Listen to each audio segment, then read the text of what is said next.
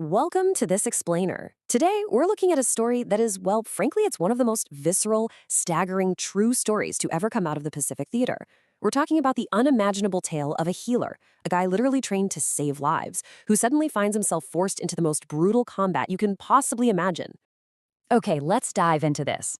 Picture this. It's July 7th, 1944. The time is exactly 04:45 a.m. on the island of Saipan. It's pitch black.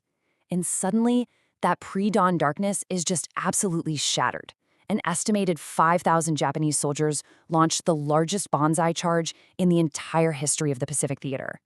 They are pouring right through the American perimeter, completely overwhelming the front lines in this desperate, unstoppable human wave. And right in the path of this massive, overwhelming force, a small medical tent. Inside are 30 heavily wounded, completely helpless American soldiers. The guy in charge is a 29-year-old named Captain Ben Salomon. Now, Salomon wasn't your typical gritty infantryman. He was actually a Beverly Hills dentist. But the Army made him a combat surgeon, and on this chaotic morning, his tent is sitting just 50 yards behind the forward line. And guys, that perimeter, it's gone. Suddenly, the enemy breaches the tent. And Salomon, he doesn't freeze, not even for a second. His reaction is instantaneous and brutal.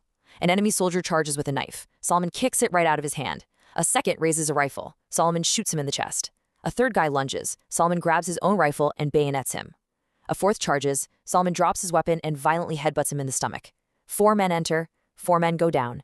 It's frantic. It's incredibly visceral. And the whole thing happens in mere seconds.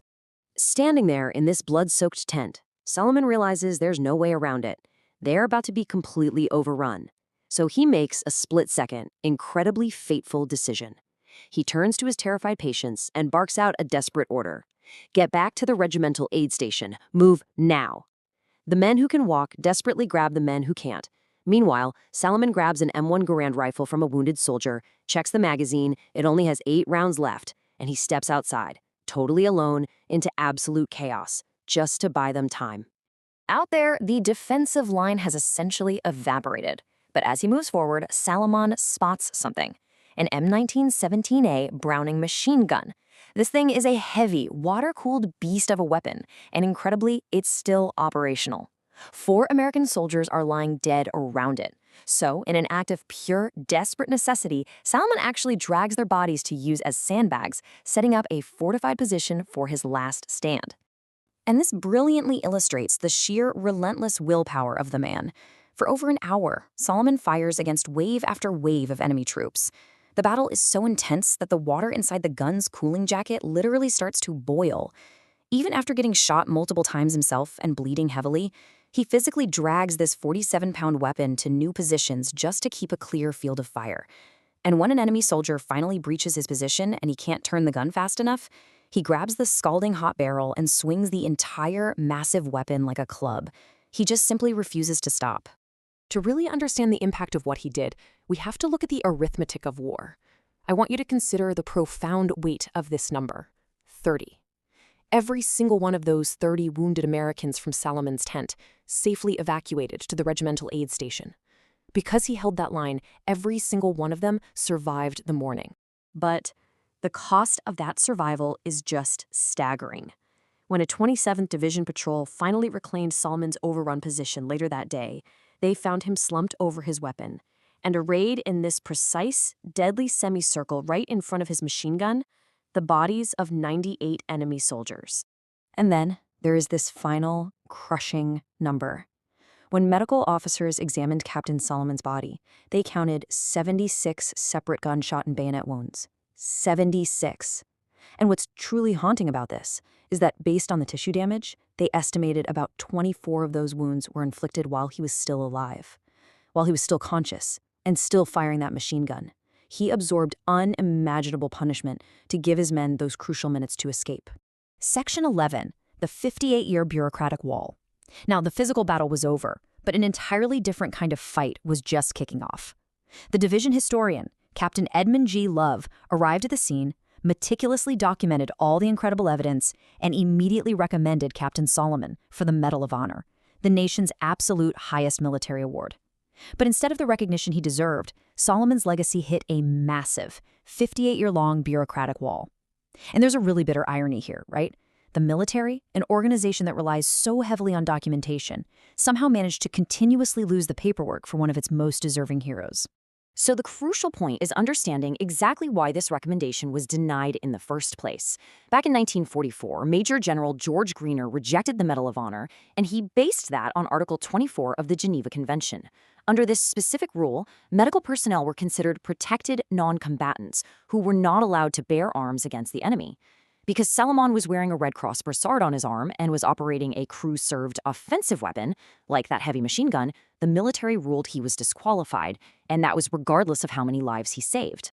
This kicked off an incredibly infuriating timeline of roadblocks. In 1944, we get the initial denial. Then, in 1951, a resubmission is rejected just because the official time limit for World War II awards had supposedly expired. Fast forward to 1969, and the legal interpretation of defensive action actually shifted. Protecting patients was finally considered defensive. So the Army approves it, but then the Department of Defense inexplicably denies it, and boom, the paperwork vanishes again.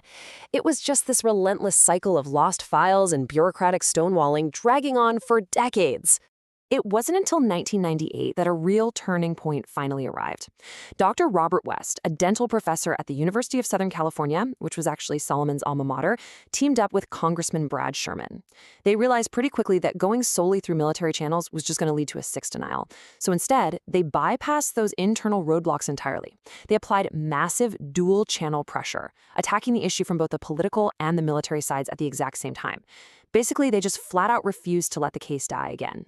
Let's move to and see how this builds, because this immense pressure finally broke through the red tape. On May 1, 2002, President George W. Bush presented Captain Ben Salomon's Medal of Honor to the USC School of Dentistry. And Salomon's legacy? It's entirely unique. He's one of only 3 dental officers to ever receive the Medal of Honor. He's the only one to earn it for direct combat action, the only one to earn it manning a machine gun, and for sure the only medical officer whose rightful recognition was delayed for more than half a century.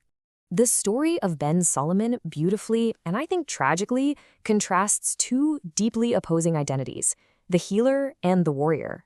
Remember, this was a man who desperately wanted to be a frontline soldier, but was ordered by the army to be a dentist. Yet on the bloody shores of Saipan, he somehow became both. In the morning, he's a combat surgeon, using his hands to meticulously stitch wounds and save lives. By the afternoon, falling right back on his early infantry training, he becomes a fierce warrior, taking the lives of 98 enemies just to protect the very men he had healed. Today, Captain Salomon's actions are actually required reading in military ethics courses, and it all centers around one provocative question. Did Salomon violate the rules of war laid out by the Geneva Convention, or did he uphold the absolute highest traditions of military medicine? It's a profound dilemma, isn't it? It leaves us really questioning the true cost of sacrifice. I mean, when does the duty to save a life justify taking one? When exactly must a healer become a warrior? It's a question without an easy answer, but it's one that ensures the legacy of the dentist who walked out with a machine gun will never, ever be forgotten. Thank you so much for joining me for this explainer.